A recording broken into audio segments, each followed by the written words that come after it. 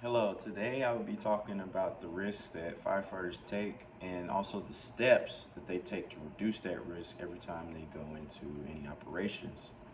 My name is Arnell Fitch, I'm 24, and I'll be partnering up with Aviano's Health and Safety Department, Portanone's Health and Safety Department, and also NFPA guidelines that talk about these things. So one of the biggest things that firefighters are always at risk is carcinogens.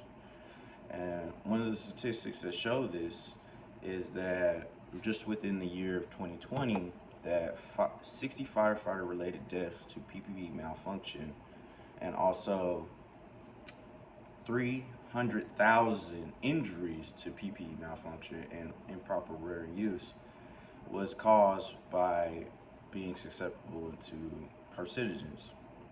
So when allowing that to happen, it obviously puts you at greater risk and obviously lose lives. So one of the biggest things that we always check is our PPE, right?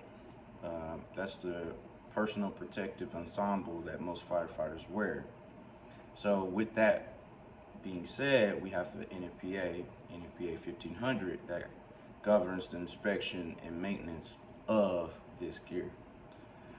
What I'm about now to show you is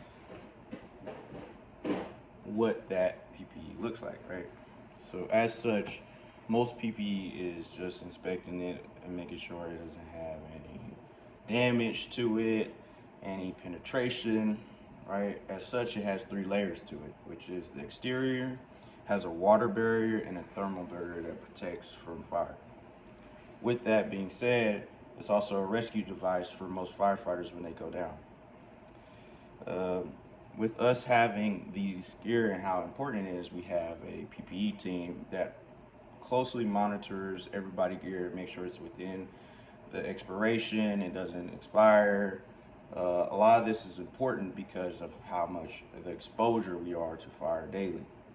So with that happening, they generally take close inspection and pride in what they do. So with that said, that's one of the things that helps reduce the exposure to fire.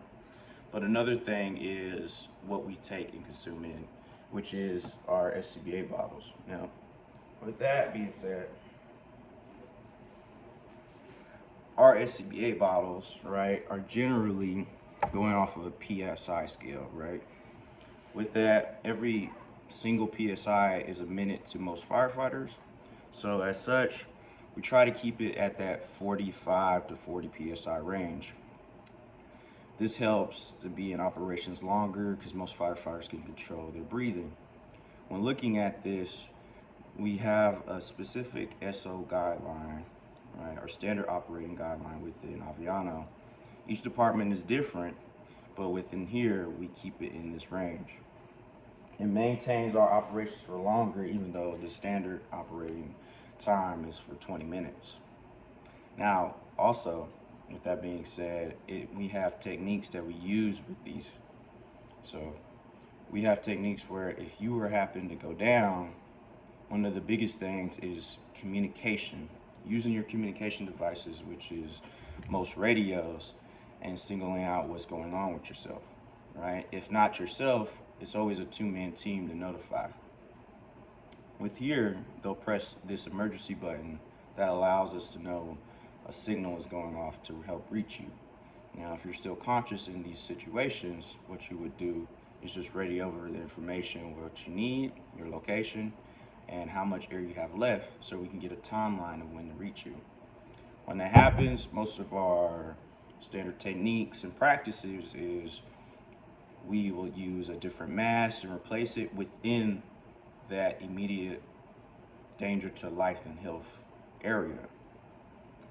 And we usually just make sure you maintain a positive pressure mask, which is going to be hooked up to the tube of where it's coming from your bottle to push out those carcinogens out of your face.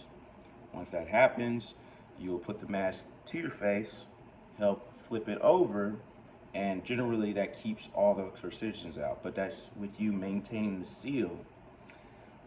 Firefighters use these practice and techniques mostly often, and with this helps prevent further harm as they go through. So we put it in stages in the pre-incident with maintaining it within the incident, and obviously post the incident is when you get looked over, and obviously where we see where you're acceptable. And throughout these timelines, it's just making sure that you are safe. Well, my name is Arnell Fitch, and that concludes my brief.